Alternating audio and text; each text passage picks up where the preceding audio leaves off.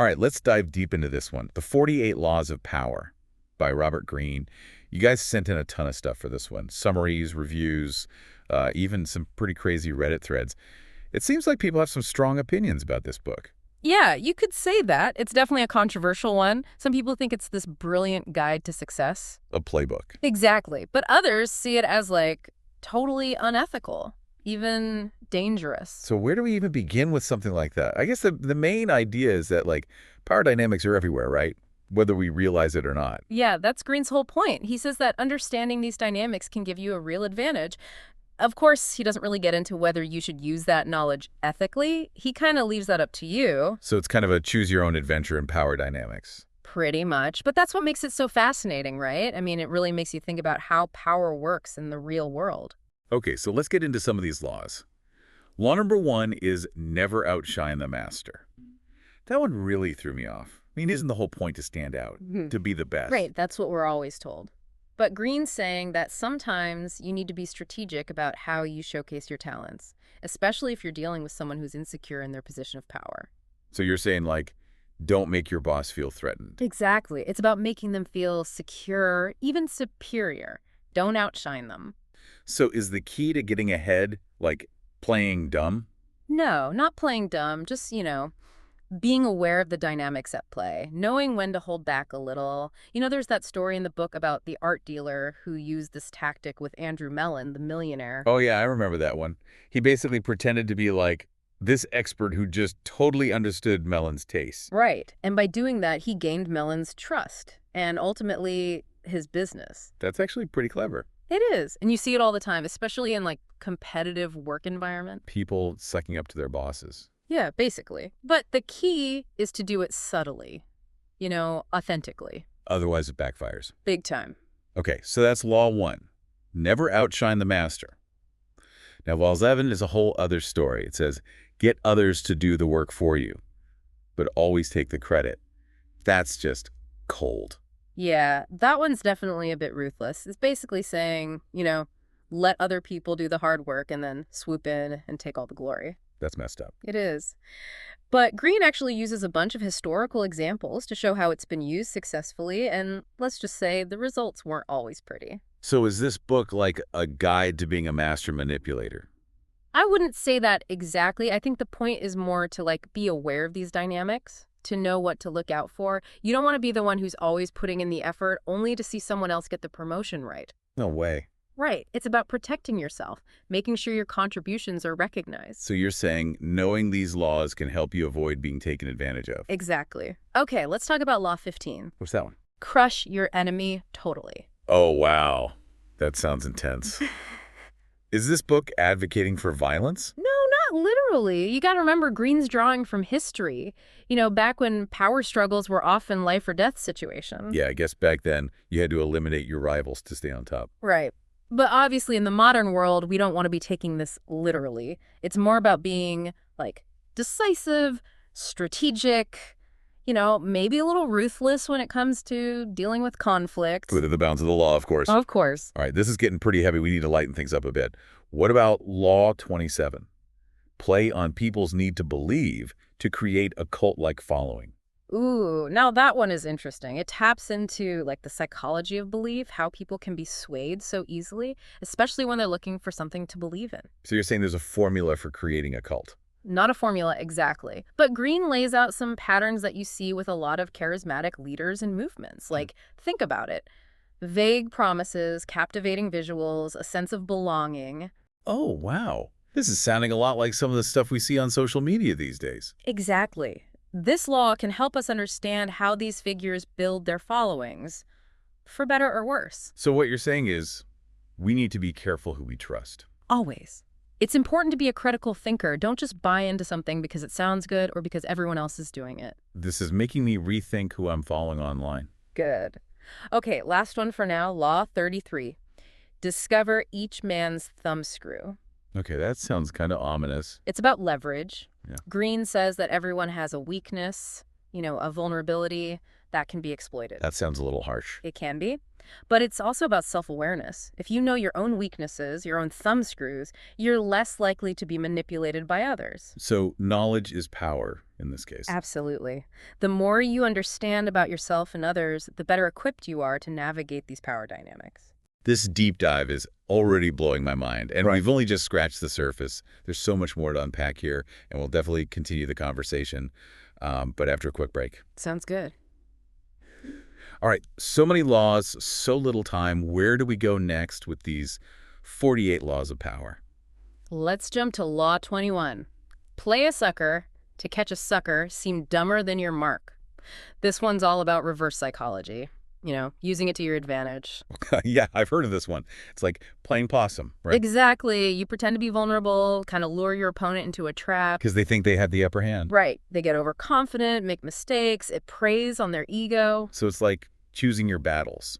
Sometimes it's better to, I don't know, play the fool than to reveal your true strength. Yeah, you could say that. Think of it like poker. You don't want to show your hand too early. Ooh, good analogy. Have you ever, had to use this tactic? Let's just say I'm familiar with all of these laws from both an analytical perspective and from observing them in action, out in the wild, so to speak. Okay, fair enough. I get it. What about Law 22? Use the surrender tactic. Transform weakness into power. Okay, this one sounds kind of backwards. Why would you ever surrender?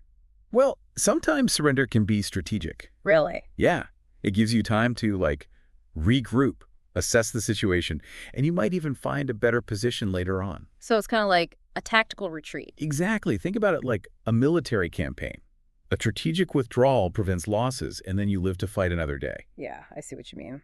So knowing when to back down is key. Absolutely. It's all about the long game, not letting your pride get in the way. Okay, that makes sense. What about Law 23? Concentrate your forces.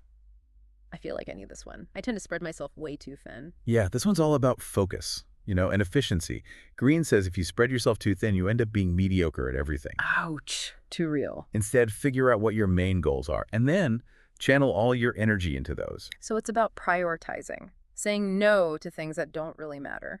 Exactly. Quality over quantity, Think about a laser. It's super powerful because it focuses all its energy on one point. Laser focus. I like it. Okay, now, Law 24. Play the perfect courtier. This feels kind of old-fashioned, like something out of a royal court.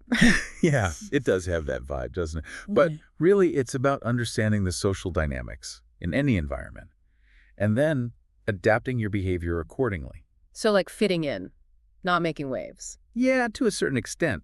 But it's more about being socially intelligent, reading the room, knowing the rules of the game, even if they're unspoken. But isn't that kind of manipulative? Like, in a world that values authenticity and all that. It can be, but it's also about presenting your best self. I mean, think about a job interview. You wouldn't show up in your pajamas, right? So it's about being strategic about how you present yourself. Right. Social intelligence and adaptability, important skills in any situation. Okay. Law 25, recreate yourself. Yeah. This one sounds a little more, I don't know, empowering. Yeah, a bit more proactive. It is. It's all about taking control, of how other people perceive you. You can literally reinvent yourself, create a new image, and project the power you want. So it's like personal branding. Yeah, kind of like that. Think about like celebrities or politicians. They spend a lot of time crafting their public image, right? To come across as confident and charismatic, all that. But isn't that a slippery slope? Like you can get so caught up in creating an image that you become inauthentic. Oh, definitely. It's a fine line. You want to enhance your genuine qualities, not create some fake persona. It's like taking what you already have and, polishing it up. Exactly. Self-improvement and self-presentation. Okay, Law 26, this one's interesting. Keep your hands clean. Ooh, that one sounds a little morally ambiguous. Is this like getting others to do your dirty work? Kinda. It's about maintaining a spotless reputation. So sometimes that means delegating tasks that could backfire or finding a scapegoat if things go wrong. That sounds pretty Machiavellian. It can be. But it's also about protecting yourself, your image. Think about those politicians or CEOs who, no matter what scandal happens, they always manage to come out on top. Their reputation stays clean. Yeah, some people are good at that. But how do you balance that with, being ethical? Yeah. Taking responsibility for your actions. That's the big question, isn't it? This law really makes you think about the nature of power, what people are willing to do to hold on to it. We're definitely in some deep waters now. This is getting intense. Ready for the next batch of laws. Bring it on. Okay, we're back and ready to finish strong. Got a few more of these 48 laws of power to unpack. What's next? Well, we left off on a kind of tricky one. Law 27. Play on people's need to believe to create a cult-like following. Right. The one about building a cult. This one always gets people talking. It does. But remember, it's not really about, like, starting an actual cult. It's more about the psychology behind it. Yeah. How some leaders or movements, they just draw people in. They create these super devoted followers. Yeah. It's all about charisma, right? Persuasion. Exactly. Greene, he actually breaks it down. He says these figures often use certain tactics. Their message is usually kind of vague, but it sounds good, It's appealing. Right. And they focus a lot on visuals, not so much on substance. They create this sense of belonging, like you're part of something bigger. Us versus them kind of thing. Exactly. And this is what makes it so powerful. People, we crave that, especially when we're feeling lost or uncertain. So how do we protect ourselves from, I don't know, being manipulated like that? Think critically. Don't just believe everything you hear, even if it comes from someone you admire. Question everything. Do your research. And be careful of anyone who says they have all the answers. That's good advice. I think we can all use a little more skepticism these days, especially with all the information flying around. Okay, on to Law 28. Enter action with boldness. Now that sounds a little more straightforward. It is. This one's about action, not letting fear get in your way.